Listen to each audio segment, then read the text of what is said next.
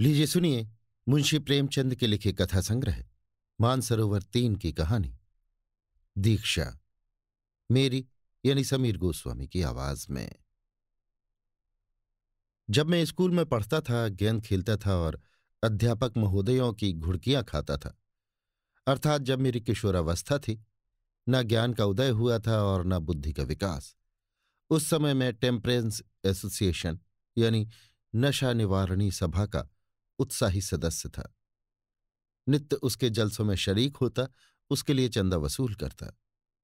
इतना ही नहीं, व्रतधारी भी था और इस व्रत के पालन का अटल संकल्प कर चुका था। प्रधान महोदय ने मेरी दीक्षा लेते समय पूछा, तुम्हें विश्वास है कि जीवन पर्यंत इस व्रत पर अटल रहोगे? तो मैंने निशंक भाव से उत्तर दिया, हां, मुझे पूर्ण विश्वास है। प्रधान ने मुस्कुराकर प्रतिज्ञा पत्र मेरे सामने रख दिया। उस दिन मुझे कितना आनंद हुआ था। गौरव से सिर उठाए घूमता फिरता था। कई बार पिताजी से भी बेअदबी कर बैठा, क्योंकि वो संध्या समय थकान मिटाने के लिए एक गिलास पी लिया करते थे। मुझे कितना असह्य था। कहूंगा ईमान की, पिताजी ऐब करते थे, पर हुनर के साथ। ज्यों ही जरा सा सुरूर आ जाता, आंखों में सुर्खी की आभा झलकने लगती कि ब्यालू करने बैठ जाते। बहुत ही सूक्ष्म आहारी थे और फिर रात भर के लिए माया मोह के बंधनों से मुक्त हो जाते। मैं उन्हें उपदेश देता था, उनसे वाद विवाद करने पर उतारू हो जाता था। एक बार तो मैंने गजब कर डाला। उनकी बोतल और गिलास को पत्थर पर इतनी जोर से पटका कि भगवान कृष्ण ने कंस को भी इतनी जोर से न पटका होगा।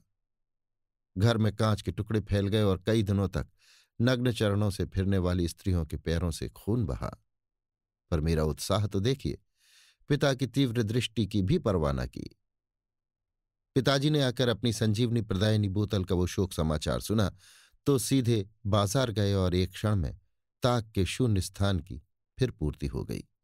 मैं देवासुर संग्राम के लिए कमर कसे बैठा था, मगर पिताजी के मुख पर लेश मात्र भी मैल न आया। उन्होंने मेरी ओर उत्साहपूर्ण दृष्टि से देखा। अब मुझे मालूम होता है कि वो आत्मोल्लास, विशुद्ध सत्कामना और अलौकिक स्नेह से परिपूर्ण थी, और मुस्कुरा दिए। उसी तरह मुस्कुराए जैसे कई मास पहले प्रधान महोदय मुस्कुराए थे। अब उनके मुस्कुराने का आशय समझ रहा हूं, उस समय न समझ सका था। बस इतनी ही ज्ञान की वृद्धि हुई है। उस मुस्कान में कितना व्यंग था, मेरे बाल व्रत का कितना उपहास और मेरी सरलता पर कितनी दया थी, अब उसका मर्म समझा हूं। मैं कॉलेज में अपने व्रत पर दृढ़ रहा। मेरे कितने ही मित्र इतने संयमशील न थे।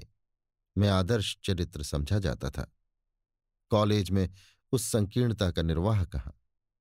बुद्धू बना दिया जाता। कोई मुल्ला की पदवी देता, कोई नासेह कहकर मजाक उड़ाता। मित्रगण व्यंग्य भाव से कहते, हाय अफसोस, तूने पी ही नहीं। सारा अंश ये कि यहां मुझे उदार बनना पड़ा। मित्रों को कमरे में चुस्कियां लगाते देखता और बैठा रहता। भंग घुटती और मैं देखा करता। लोग आग्रहपूर्वक कहते, अजी जरा लो भी, तो विनीत भाव से कहता, क्षमा कीजिए, ये मेरे सिस्टम को सूट नहीं करती। सिद्धांत के बदले अब मुझे शारीरिक असमर्थता का बहाना करना पड़ा। वो सत्याग्रह का जोश जिसने पिता की बोतल पर हाथ साफ किया था, गायब हो गया था। यहां तक कि एक बार जब कॉलेज के चौथे वर्ष में मेरे लड़का पैदा होने की खबर मिली तो मेरी उदारता की हद हो गई। मैंने मित्रों के आग्रह से मजबूर होकर उनकी दावत की और अपने हाथों से ढाल ढाल कर उन्हें पिलाई। उस दिन साकी बनने में हार्दिक आनंद मिल रहा था। उदारता वास्तव में सिद्धांत से गिर जाने, आदर्श से च्युत हो जाने का ही दूसरा नाम है। अपने मन को समझाने के लिए युक्तियों का अभाव कभी नहीं होता। संसार में सबसे आसान काम अपने को धोखा देना है। मैंने खुद तो नहीं पी, पिला दी, इसमें मेरा क्या नुकसान? दोस्तों की दिल शिकनी तो नहीं की। मजा तो जब भी है कि दूसरों को पिलाएं और खुद न पिएं। खैर, कॉलेज से मैं बेदाग निकल आया। अपने शहर में वकालत शुरू की। सुबह से आधी रात तक चक्की में जुटना पड़ता। वे कॉलेज के सैर सपाटे, आमोद विनोद सब स्वप्न हो गए। मित्रों की आमद रफ्त बंद हुई। यहां तक कि छुट्टियों में भी दम मारने की फुर्सत न मिलती। जीवन संग्राम कितना विकट है, इसका अनुभव हुआ। इसे संग्राम कहना ही भ्रम है। संग्राम की उमंग, उत्तेजना, वीरता और जय ध्वनि यहां कहाँ। ये संग्राम नहीं, ठेलम ठेल है, धक्का पेल है। यहां चाहे धक्के खाएं, मगर तमाशा घुसकर देखें कि दशा है। माशूक का वस्ल कहाँ, उसकी चौखट को चूमना, दरबान की गालियां खाना और अपना समूह लेकर चले आना। दिन भर बैठे बैठे अरुचि हो जाती। मुश्किल से 2 चपातियां खाता और मन में कहता, क्या इन्हीं 2 चपातियों के लिए ये सिरभंजन और दीदारेजी है? मरो खपो और व्यर्थ के लिए। इसके साथ ये अरमान भी था कि अपनी मोटर हो, विशाल भवन हो, थोड़ी सी जमींदारी हो, कुछ रुपए बैंक में हो। पर यह सब हुआ भी तो मुझे क्या? संतान उनका सुख भोगेगी, मैं तो व्यर्थ ही मरा। मैं तो खजाने का सांप ही रहा। नहीं, ये नहीं हो सकता। मैं दूसरों के लिए ही प्राण न दूंगा। अपनी मेहनत का मजा खुद भी चखूंगा। क्या करूं? कहीं सैर करने चलूं? नहीं, मुवक्किल सब तितर बितर हो जाएंगे। ऐसा नामी वकील तो हूं नहीं कि मेरे बगैर काम ही न चले, और कतिपय नेताओं की भांति असहयोग व्रत धारण करने पर भी कोई बड़ा शिकार देखूं तो झपट पड़ूं। यहां तो पिद्दी, बटेर, हारिल, इन्हीं सब पर निशाना मारना है। फिर क्या रोज थिएटर जाया करूं? फिजूल है। कहीं 2 बजे रात को सोना नसीब होगा, बिना मौत मर जाऊंगा। आखिर मेरे हम पेशा और भी तो हैं। वे क्या करते हैं जो उन्हें बराबर खुश और मस्त देखता हूं? मालूम होता है उन्हें कोई चिंता ही नहीं है। स्वार्थ सेवा अंग्रेजी का शिक्षा प्राण है। पूर्व संतान के लिए, यश के लिए, धर्म के लिए मरता है, पश्चिम अपने लिए। पूर्व में घर का स्वामी सबका सेवक होता है। वो सबसे ज्यादा काम करता, दूसरों को खिलाकर खाता, दूसरों को पहनाकर पहनता है। किंतु पश्चिम में वो सबसे अच्छा खाना, अच्छा पहनना अपना अधिकार समझता है। यहाँ परिवार सर्वोपरि है, वहां व्यक्ति सर्वोपरि है। हम बाहर से पूर्व और भीतर से पश्चिम हैं। हमारे सत आदर्श दिन दिन लुप्त होते जा रहे हैं। मैंने सोचना शुरू किया, इतने दिनों की तपस्या से मुझे क्या मिल गया? दिन भर छाती फाड़कर काम करता हूं, आधी रात को मुंह ढांप कर सो रहता हूं। ये भी कोई जिंदगी है? कोई सुख नहीं, मनोरंजन का कोई सामान नहीं। दिन भर काम करने के बाद टेनिस क्या खाक खेलूंगा? हवाखोरी के लिए भी तो पैरों में जूता चाहिए। ऐसे जीवन को रसमय बनाने के लिए केवल एक ही उपाय है, आत्मविस्मृति, जो एक क्षण के लिए मुझे संसार की चिंताओं से मुक्त कर दे। मैं अपनी परिस्थिति को भूल जाऊं, अपने को भूल जाऊं, जरा हंसूं, जरा कहकहा मारूं, जरा मन में स्फूर्ति आवे। केवल एक ही बूटी है जिसमें ये गुण है, और वो मैं जानता हूं। कहाँ की प्रतिज्ञा, कहाँ का व्रत, वे बचपन की बातें थीं। उस समय क्या जानता था कि मेरी ये हालत होगी। तब स्फूर्ति का बाहुल्य था, पैरों में शक्ति थी, घोड़े पर सवार होने की क्या जरूरत थी। तब जवानी का नशा था, अब वो कहाँ। ये भावना मेरे पूर्व संचित संयम की जड़ों को हिलाने लगी। वो नित्य नई नई युक्तियों से सशक्त होकर आती थी। क्यों? क्या तुम ही सबसे अधिक बुद्धिमान हो? सब तो पीते हैं। जजों को देखो, इजलास छोड़कर जाते और पी आते हैं। प्राचीन काल में ऐसे व्रत निभ जाते थे जब जीविका इतनी प्राणघातक न थी। लोग हंसेंगे ही ना कि बड़े व्रतधारी की दुम बने थे। आखिर आ गए न चक्कर में। हंसने दो। मैंने नाहक व्रत लिया, उसी व्रत के कारण इतनों दिनों तपस्या करनी पड़ी। नहीं पी तो कौन सा बड़ा आदमी हो गया, कौन सम्मान पा लिया। पहले किताबों में पढ़ा करता था, ये हानि होती है, वो हानि होती है, मगर कहीं तो नुकसान होते नहीं देखता।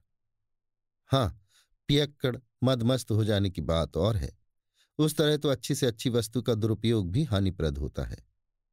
ज्ञान भी जब सीमा से बाहर हो जाता है तो नास्तिकता के क्षेत्र में जा पहुंचता है।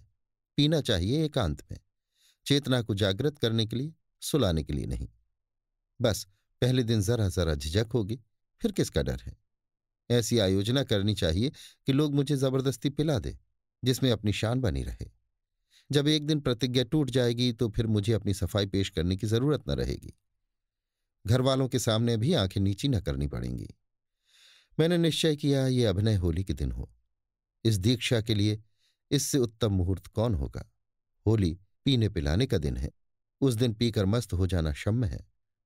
पवित्र होली अगर हो सकती है तो पवित्र चोरी, पवित्र रिश्वत सितानी भी हो सकती है। होली आई, अब की बहुत इंतजार के बाद आई। मैंने दीक्षा लेने की तैयारी शुरू की। कई पीने वालों को निमंत्रित किया। केलनर की दुकान से विस्की और शैंपेन मंगवाई।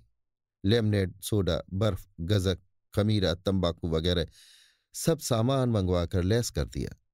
कमरा बहुत बड़ा न था। कानूनी किताबों की अलमारियां हटवा दी, फर्श बिछवा दिया और शाम को मित्रों का इंतजार करने लगा, जैसे चिड़िया पंख फैलाए बहेलियों को बुला रही हो। मित्रगण एक एक करके आने लगे। 9 बजते बजते सबके सब आ बिराजे। उनमें कई तो ऐसे थे जो चुल्लू में उल्लू हो जाते थे, पर कितने ही कुंभज ऋषि के अनुयायी थे। पूरे समुद्र सोख, बोतल की बोतल गटगटा जाए और आंखों में सुर्खी ना आवे। मैंने बोतल, गिलास और गजक की तश्तरियां सामने लाकर रखी। एक महाशय बोले, यार बर्फ और सोडे के बगैर लुत्फ ना आवेगा। मैंने उत्तर दिया, मंगवा रखा है, भूल गया था। तो फिर बिस्मिल्लाह हो। दूसरा, साकी कौन होगा? मैं। ये खिदमत मेरे सुपुर्द कीजिए। मैंने प्यालियां भर भर कर देनी शुरू की और यार लोग पीने लगे। हो हक्का बाजार गर्म हुआ। अश्लील हास परिहास की आंधी सी चलने लगी, पर मुझे कोई न पूछता था। खूब अच्छा उल्लू बना। शायद मुझसे कहते हुए सकचाते हैं। कोई मजाक से भी नहीं कहता, मानो मैं वैष्णव हूं। इन्हें कैसे इशारा करूं? आखिर सोचकर बोला, मैंने तो कभी पी ही नहीं। एक मित्र, क्यों नहीं पी? ईश्वर के यहां आपको इसका जवाब देना पड़ेगा। दूसरा, फरमाइए जनाब, फरमाइए फरमाइए, क्या जवाब दीजिएगा? मैं ही उसकी तरफ से पूछता हूं, क्यों नहीं पीते? मैं, अपनी तबीयत नहीं जी चाहता। दूसरा, ये तो कोई जवाब नहीं। कोदो देकर वकालत पास की थी क्या? तीसरा, जवाब दीजिए, जवाब दीजिए दीजिए। आपने समझा क्या है? ईश्वर को आपने ऐसा वैसा समझ लिया है क्या? दूसरा, क्या आपको कोई धार्मिक आपत्ति है? मैंने कहा, हो सकता है। तीसरा, वाह रे धर्मात्मा, क्यों ना हो, आप बड़े धर्मात्मा हैं, जरा आपकी दुम देखूं। मैं, क्या धर्मात्मा आदमियों की दुम होती है? चौथा, और क्या, किसी के एक हाथ की, किसी के 2 हाथ की। आप है किस फेर में? दुमदारों के सिवा आज धर्मात्मा है ही कौन? हम सब पापात्मा हैं। तीसरा, धर्मात्मा वकील, ओहो, धर्मात्मा वैश्य, ओहो। दूसरा, धार्मिक आपत्ति तो आपको हो ही नहीं सकती। वकील होना धार्मिक विचारों से शून्य होने का चिन्ह है। मैं, भाई मुझे सूट नहीं करती। तीसरा, अब मार लिया, मूजी को मार लिया। आपको सूट नहीं करती, मैं सूट करा दूं? दूसरा, क्या किसी डॉक्टर ने मना किया है? मैं, नहीं। तीसरा, वाह वाह, आप खुद ही डॉक्टर बन गए। अमृत आपको सूट नहीं करता। अरे धर्मात्मा जी, एक बार पी के देखिए। दूसरा, मुझे आपके मुंह से यह सुनकर आश्चर्य हुआ। भाई जी, ये दवा है, महाऔषधि है, यही सोमरस है। कहीं आपने टेम्परेंस की प्रतिज्ञा तो नहीं ले ली है? मैं, मान लीजिए ली हो तो? तीसरा, तो आप बुद्धू हैं, सीधे साधे कोरे बुद्धू। चौथा, जाम चलने को है सब, अहले नजर बैठे हैं, आंख साकी न चुराना, हम इधर बैठे हैं। दूसरा, हम सभी टेम्परेंस के प्रतिज्ञाधारी हैं, पर जब वो हम ही नहीं रहे तो वो प्रतिज्ञा कहाँ रही? हमारे नाम वही हैं, पर हम वो नहीं हैं। जहां लड़कपन की और बातें गईं, वहीं वो प्रतिज्ञा भी गई। मैं, आखिर इससे फायदा क्या है? दूसरा, ये तो पीने ही से मालूम हो सकता है। एक प्याली पीजिए, फायदा न मालूम हो तो फिर न पीजिएगा। तीसरा, मारा मारा मूजी को, अब पिलाकर छोड़ेंगे। चौथा, ऐसे मैं ख्वार हैं, दिन रात पिया करते हैं, हम तो सोते में तेरा नाम लिया करते हैं। पहला, तुम लोगों से न बनेगा, मैं पिलाना जानता हूं। ये महाशय मोटे ताजे आदमी थे। मेरा टेटुआ दबाया और प्याली मुंह से लगा दी। मेरी प्रतिज्ञा टूट गई, दीक्षा मिल गई, मुराद पूरी हुई। किंतु बनावटी क्रोध से बोला, आप लोग अपने साथ मुझे भी ले डूबे। दूसरा, मुबारक हो मुबारक। तीसरा, मुबारक मुबारक, 100 बार मुबारक। नवदीक्षित मनुष्य बड़ा धर्मपरायण होता है। मैं संध्या समय दिन भर की वाग्वितंडा से छुटकारा पाकर जब एकांत में अथवा 2-4 मित्रों के साथ बैठकर प्याले पर प्याला चढ़ाता तो चित्त उल्लसित हो उठता था। रात को निद्रा खूब आती थी, पर प्रातःकाल अंग अंग में पीड़ा होती, अंगड़ाइयां आती, मस्तिष्क शिथिल हो जाता। यही जी चाहता कि आराम से पलंग पर लेटा रहूं। मित्रों ने सलाह दी कि खुमारी उतारने के लिए सवेरे भी एक पैग पी लिया जाए तो अति उत्तम है। मेरे मन में बात बैठ गई। मुंह हाथ धोकर पहले संध्या किया करता था, अब मुंह हाथ धोकर चट अपने कमरे में एकांत में बोतल लेकर बैठ जाता। मैं इतना जानता था कि नशीली चीजों का चस्का बुरा होता है। आदमी धीरे धीरे उनका दास हो जाता है, यहां तक कि वो उनके बगैर कुछ काम ही नहीं कर सकता। परंतु ये बातें जानते हुए भी मैं उनके वशीभूत हो जाता था। यहां तक नौबत पहुंची कि नशे के बगैर मैं कुछ काम ही न कर सकता। जिसे आमोद के लिए मुंह लगाया था, वो साल ही भर में मेरे लिए जल और वायु की भांति अत्यंत आवश्यक हो गई। अगर कभी किसी मुकदमे में बहस करते करते देर हो जाती तो ऐसी थकावट चढ़ती थी मानो मंजिलों चला हूं। उस दशा में घर आता तो अनायास ही बात बात पर झुंझलाता, कहीं नौकरों को डांटता, कहीं बच्चों को पीटता, कहीं स्त्री पर गरम होता। ये सब कुछ था, पर मैं कतिपय अन्य शराबियों की भांति नशा आते ही दून की न लेता था, अनर्गल बातें न करता था, हल्ला न मचाता था। न मेरे स्वास्थ्य पर ही मदिरा सेवन का कुछ बुरा असर नजर आता था। बरसात के दिन थे, नदी नाले बढ़े हुए थे। हुक्काम बरसात में भी दौरे करते हैं, उन्हें अपने भत्ते से मतलब। प्रजा को कितना कष्ट होता है, इससे उन्हें कुछ सरोकार नहीं। मैं एक मुकदमे में दौरे पर गया। अनुमान किया था कि संध्या तक लौट आऊंगा, मगर नदियों का चढ़ाव उतार पड़ा। 10 बजे पहुंचने के बदले शाम को पहुंचा। जंट साहब मेरी प्रतीक्षा कर रहे थे। मुकदमा पेश हुआ, लेकिन बहस खत्म होते होते रात के 9 बज गए। मैं अपनी हालत क्या कहूं, जी चाहता था जंट साहब को नोच खाऊं। कभी अपने प्रतिपक्षी वकील की दाढ़ी नोचने को जी चाहता था, जिसने बरबस बहस को इतना बढ़ाया। कभी जी चाहता था अपना सिर पीट लूं। मुझे सोच लेना चाहिए था कि आज रात को देर हो गई तो जंट मेरा गुलाम तो है नहीं कि जो मेरी इच्छा हो वही करे। न खड़े रहा जाता न बैठे। छोटे मोटे पियक्कड़ मेरी दुर्दशा की कल्पना नहीं कर सकते। खैर, 9 बजते बजते मुकदमा समाप्त हुआ, पर अब कहाँ जाऊं। बरसात की रात, कोसों तक आबादी का पता नहीं। घर लौटना कठिन ही नहीं, असंभव। आसपास भी कोई ऐसा गांव नहीं जहां वो संजीवनी मिल सके। गांव हो भी तो वहां जाए कौन। वकील कोई थानेदार नहीं कि किसी को बेगार में भेज दे। बड़े संकट में पड़ा हुआ था। मुवक्किल चले गए, दर्शक चले गए, बेगार चले गए।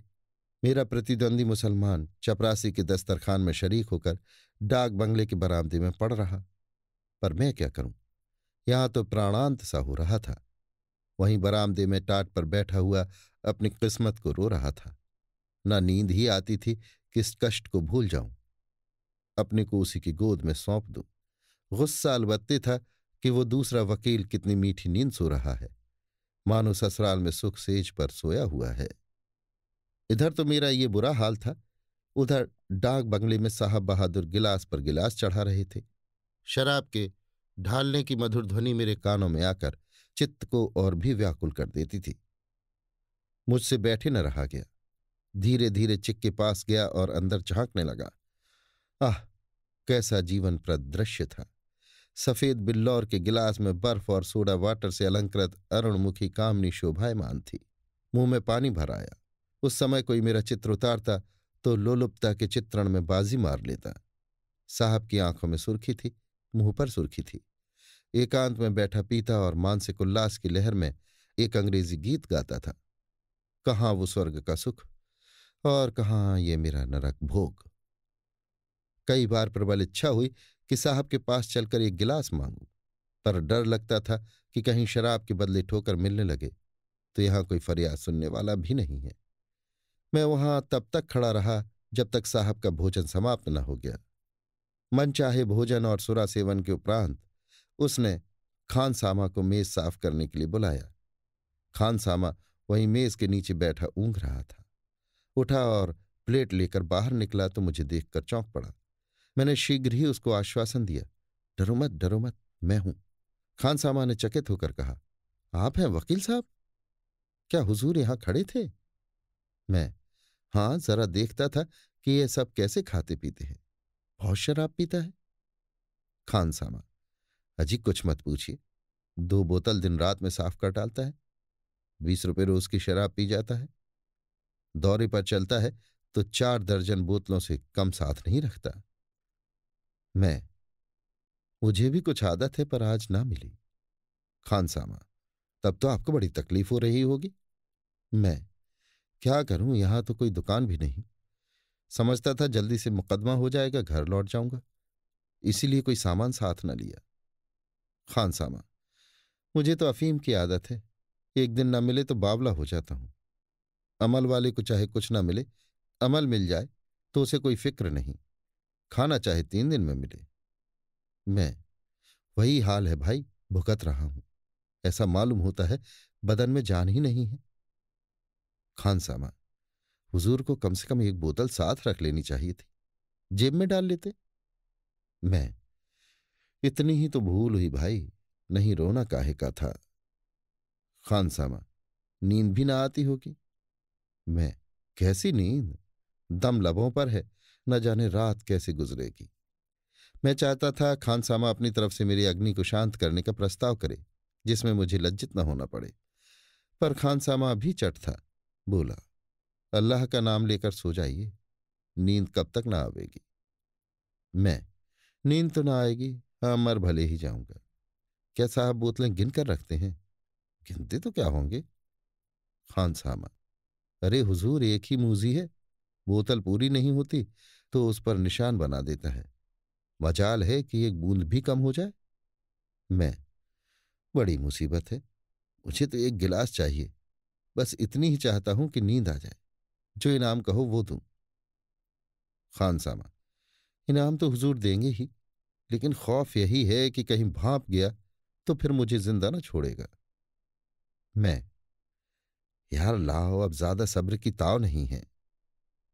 खानसामा, आपके लिए जान हाजिर है, पर 1 बोतल 10 रुपए में आता है, मैं कल किसी बेगार से मंगाकर तादाद पूरी कर दूंगा।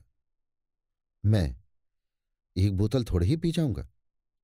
खानसामा, साथ लेते जाइएगा हुजूर, आधी बोतल खाली मेरे पास रहेगी तो उसे फौरन शुभा हो जाएगा।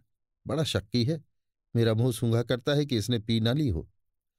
मुझे 20 रुपए मेहनताने के मिले थे, दिन भर की कमाई का आधा देते हुए कलक तो हुआ, पर दूसरा उपाय ही क्या था। चुपके से 10 रुपए निकालकर खानसामा के हवाले किए। उसने 1 बोतल अंग्रेजी शराब मुझे ला दी, बर्फ और सोडा भी लेता आया। मैं वहीं अंधेरे में बोतल खोलकर अपनी परितप्त आत्मा को सुधा जल से सिंचित करने लगा। क्या जानता था कि विधना मेरे लिए कोई दूसरा ही षड्यंत्र रच रहा है, मुझे विष पिलाने की तैयारियां कर रहा है। नशे की नींद का पूछना ही क्या, उस पर विस्की की आधी बोतल चढ़ा गया था। दिन चढ़े तक सोता रहा। कोई 8 बजे झाड़ू लगाने वाले मेहतर ने जगाया तो नींद खुली। शराब की बोतल और गिलास सिरहाने रखकर छतरी से छिपा दिया था, ऊपर से अपना गाउन डाल दिया था। उठते ही उठते सिरहाने निगाह गई, बोतल और गिलास का पता न था। कलेजा धक से हो गया। खानसामों को खोजने लगा कि पूछूं, उसने तो नहीं उठाकर रख दिया। इस विचार से उठा और टहलता हुआ डाक बंगले के पिछवाड़े गया, जहां नौकरों के लिए अलग कमरे बने हुए थे, पर वहां का भयंकर दृश्य देखकर आगे कदम बढ़ाने का साहस न हुआ। साहब खानसामा का कान पकड़े हुए खड़े थे। शराब की बोतलें अलग अलग रखी हुई थीं।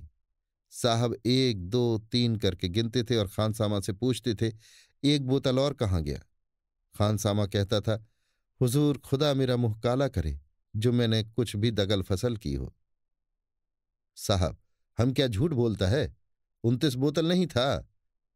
खानसामा, हुजूर खुदा की कसम मुझे नहीं मालूम कितनी बोतलें थी। इस पर साहब ने खानसामा के कई तमाचे लगाए, फिर कहा, तुम गिने, तुम न बताएगा तो हम तुमको जान से मार डालेगा। हमारा कुछ नहीं हो सकता, हम हाकिम हैं और हाकिम लोग हमारा दोस्त है। हम तुमको अभी अभी मार डालेगा, नहीं तो बतला दो 1 बोतल कहाँ गया। मेरे प्राण सूख गए। बहुत दिनों के बाद ईश्वर की याद आई। मनी मन गोवर्धनधारी का स्मरण करने लगा। अब लाज तुम्हारे हाथ है। भगवान तुम ही बचाओ तो नैया बच सकती है, नहीं तो मझधार में डूबी जाती है। अंग्रेज है, ना जाने क्या मुसीबत ढा दे। भगवान खानसामा का मुंह बंद कर दो, उसकी वाणी हर लो। तुमने बड़े बड़े द्रोहियों और दुष्टों की रक्षा की है। अजामिल को तुम ही ने तारा था। मैं भी द्रोही हूं, द्रोहियों का द्रोही हूं। मेरा संकट हरो। अब की जान बची तो शराब की ओर आंख ना उठाऊंगा। मार के आगे भूत भागता है। मुझे प्रतिक्षण ये शंका होती थी कि कहीं ये लोकोक्ति चरितार्थ न हो जाए, कहीं खानसामा खुल ना पड़े। नहीं तो फिर मेरी खैर नहीं। सनद छिन जाने का, चोरी का मुकदमा चल जाने का, अथवा जज साहब से तिरस्कृत किए जाने का इतना भय न था जितना साहब के पदाघात का लक्ष्य बनने का। जालिम हंटर लेकर दौड़ना पड़े। यो मैं इतना दुर्बल नहीं हूं, हष्ट पुष्ट और साहसी मनुष्य हूं। कॉलेज में खेल कूद के लिए पारितोषिक पा चुका हूं। अब भी बरसात में 2 महीने मुकदर फेर लेता हूं। लेकिन उस समय भय के मारे मेरा बुरा हाल था। मेरे नैतिक बल का आधार पहले ही नष्ट हो चुका था। चोर में बल कहाँ। मेरा मान, मेरा भविष्य, मेरा जीवन खानसामा के केवल एक शब्द पर निर्भर था। केवल एक शब्द पर। किसका जीवन सूत्र इतना क्षीण, इतना जीर्ण, इतना जर्जर होगा। मैं मन ही मन प्रतिज्ञा कर रहा था, शराबियों की तौबा नहीं, सच्ची दृढ़ प्रतिज्ञा कि इस संकट से बचा लूं तो फिर शराब न पीऊंगा। मैंने अपने मन को चारों ओर से बांध रखने के लिए, उसके कुतर्कों का द्वार बंद करने के लिए एक भीषण शपथ खाई। मगर हाय रे दुर्देव, कोई सहाय न हुआ। न गोवर्धनधारी ने सुधि ली, न नरसिंह भगवान ने। वे सब सतयुग में आया करते थे। न प्रतिज्ञा कुछ काम आई, न शपथ का कुछ असर हुआ। मेरे भाग्य या दुर्भाग्य में जो कुछ बदा था वो होकर रहा। विधना ने मेरी प्रतिज्ञा को सुदृढ़ रखने के लिए शपथ को यथेष्ट न समझा। खानसामा बेचारा अपनी बात का धनी था। थप्पड़ खाए, ठोकर खाई, दाढ़ी नुचवाई पर ना खुला ना खुला। बड़ा सत्यवादी वीर पुरुष था। मैं शायद ऐसी दशा में इतना अटल न रह सकता। शायद पहले ही थप्पड़ में उगल देता। उसकी ओर से मुझे जो घोर शंका हो रही थी वो निर्मूल सिद्ध हुई। जब तक जीऊंगा उस वीरात्मा का गुणानुवाद करता रहूंगा। पर मेरे ऊपर दूसरी ही ओर से वज्रपात हुआ। खानसामा पर जब मार धाड़ का कुछ असर न हुआ तो साहब उसके कान पकड़े हुए डाक बंगले की तरफ चले। मैं उन्हें आते देख चटपट सामने बरामदे में आ बैठा और ऐसा मुंह बना लिया मानो कुछ जानता ही नहीं। साहब ने खानसामा को लाकर मेरे सामने खड़ा कर दिया। मैं भी उठकर खड़ा हो गया। उस समय यदि कोई मेरे हृदय को चीरता तो रक्त की एक बूंद भी न निकलती। साहब ने मुझसे पूछा, तुमने रात शराब पी थी? मैं इनकार न कर सका। तुमने मेरे इस खानसामा से शराब ली थी? मैं इनकार न कर सका। तुमने रात को शराब पीकर बोतल और गिलास अपने सिर के नीचे छिपा कर रखा था? मैं इनकार न कर सका। मुझे भय था कि खानसामा न कहीं खुल पड़े, पर उल्टे मैं ही खुल पड़ा। तुम जानता है ये चोरी है।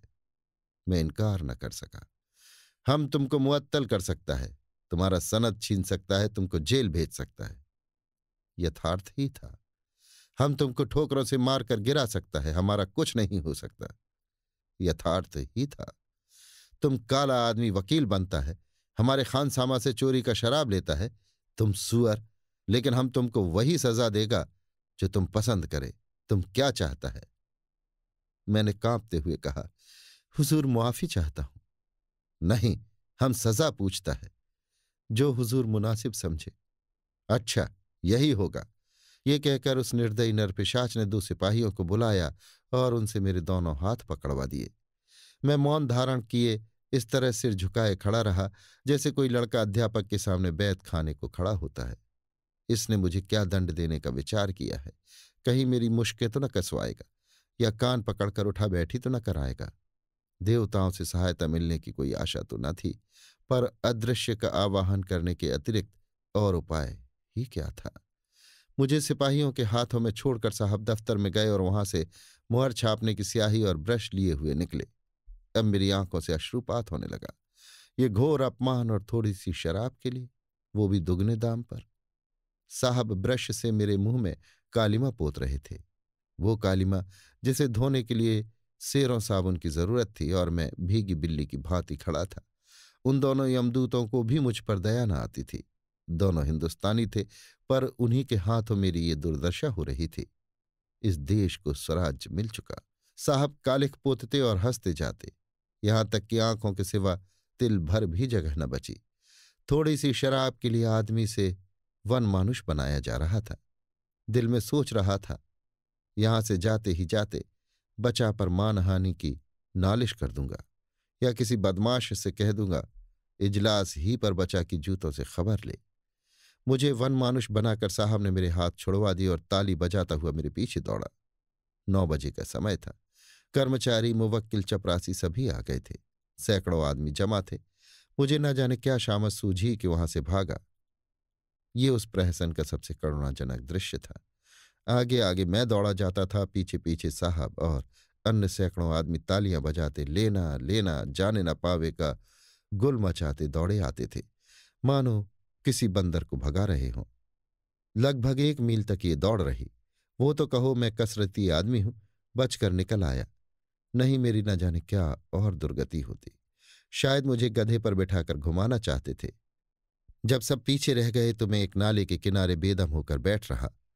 अब मुझे सूझी कि यहां कोई आया तो पत्थरों से मारे बिना न छोड़ूंगा, चाहे उल्टी पड़े या सीधी।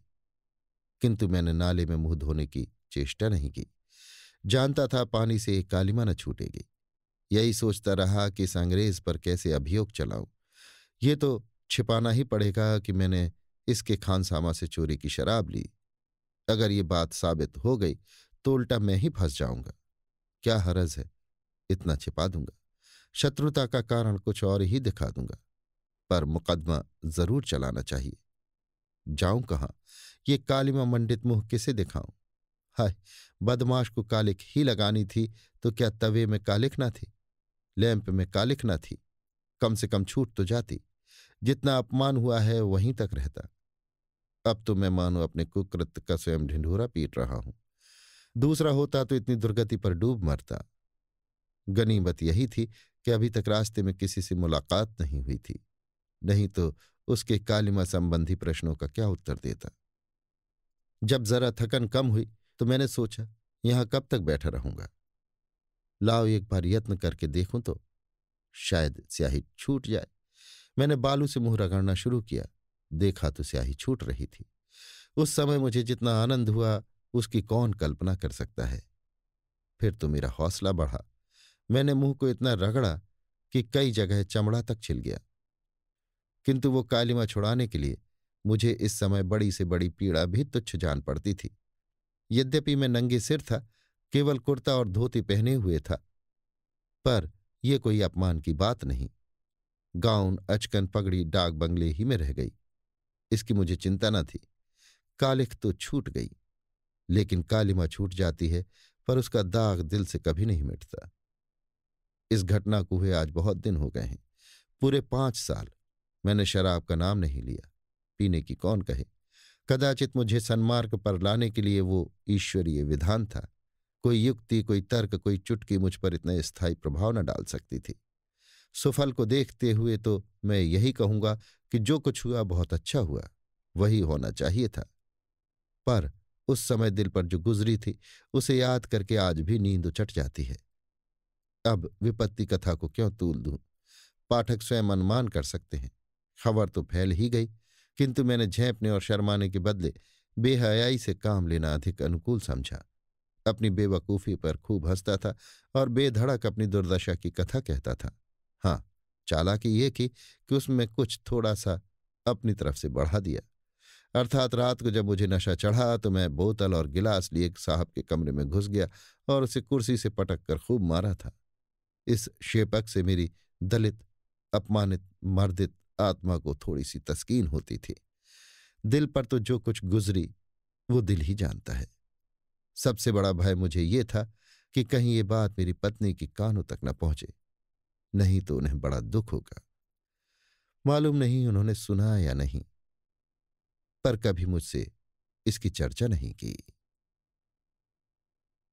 अभी आप सुन रहे थे मुंशी प्रेमचंद के लिखे कथा संग्रह मानसरोवर 3 की कहानी दीक्षा, मेरी यानी समीर गोस्वामी की आवाज में।